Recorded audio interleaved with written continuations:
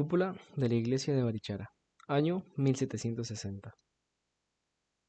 Hacia el año 1702 se encuentra una piedra caliza en la que se observó delineada la imagen de la Virgen, misma que a futuro iba a ser la principal causa de la fundación del pueblo de Barichara. Ya llegado el año 1714, se encontraban establecidas ciertas familias de diferentes lugares atraídas por la veneración a la Virgen de la Piedra, formándose así una pequeña población que en ese mismo año, el 15 de febrero de 1714, obtiene un gobierno de carácter religioso. Un tiempo después, llega el 20 de enero de 1741, donde doña María de Soto vende a Francisco de Ayerbe los terrenos necesarios para la erección y fundación de Barichara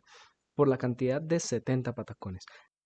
nombre que recibió la moneda en la época colonial, de la cual los patacones de plátano heredan su nombre, por su forma aplastada e irregular.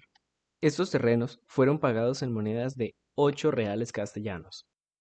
Desde ese momento, los habitantes de Barichara inician un proceso para independizarse de San Gil, y para ello era requerida una parroquia propia. Después de disputas por el terreno, llegamos al 30 de julio de 1750, donde Barichara obtiene el permiso de construir una parroquia independiente de la de San Gil, bajo la condición de construir también un puente firme y sólido sobre la quebrada Barichara para transitar sin problema a la parroquia en tiempos de lluvia. Así, en el año 1760 fue cuando fue puesta la primera de las piedras que hasta hoy hacen parte de la iglesia, que según saberes transmitidos de generación en generación, se dice que la iglesia está construida en el lugar donde se encontraba una mina de piedra, así evitando tener que transportar las rocas y poder construirla un poco más rápido, ya que esta misma tardó cerca de 20 años en ser construida. La iglesia cuenta con su fachada completamente hecha en piedra, con sus dos torres de 22 metros de altura, en las cuales se encuentran las campanas que han llamado diariamente a los feligreses desde 1824, y el reloj que ha dado su hora desde 1915. En el interior del templo, el techo se apoya en arcos sostenidos sobre 10 columnas monolíticas con fuste canalado, de 5 metros de altura por 75 centímetros de diámetro, que se dice representan los 10 mandamientos. Una completa curiosidad artística en el territorio colombiano en aquella época, por cierto.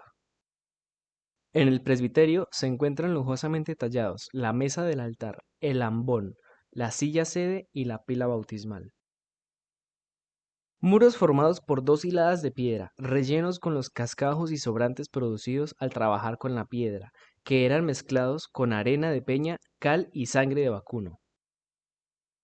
Así, después de un poco de contexto, llegamos a la construcción que se encontraba sobre el altar,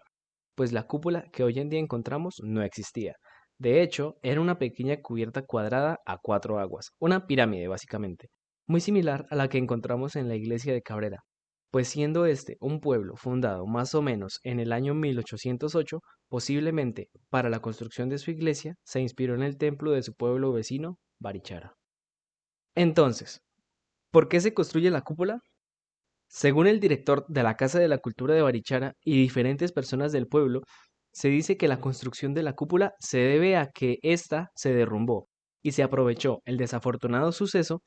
como una oportunidad para hacer algunos cambios en la iglesia. Por ello, según palabras de Heriberto Silva Rangel en su libro Retazos históricos de mi pueblo,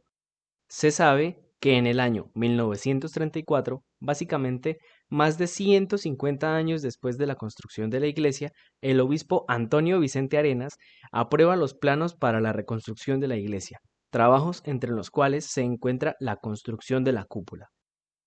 el realce de la nave central, ya que la cubierta de la iglesia era un tramo a 2 aguas que impedía el ingreso de la luz a la iglesia, y por ello se deciden a construir los ventanales en la estructura bajo la cubierta, todo con el fin de iluminar como es debido el interior del templo.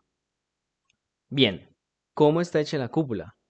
Antes de iniciar la construcción de esta, se tuvo que adecuar el arco principal frente al altar, de manera que se agregan diversas lajas de piedra para alzar un poco el arco que se va a encargar de recibir el tambor de la cúpula. Por ello se ve una mayor densidad de piedras en esta zona del arco. ya que al haber elevado la nave central de la iglesia, el arco había quedado inutilizado. Ahora sí,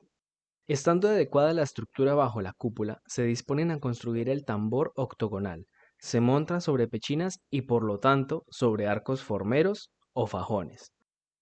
Al tambor también se agregan 3 ventanales por cada cara y se hace un pequeño juego de cornisas antes de recibir la cúpula.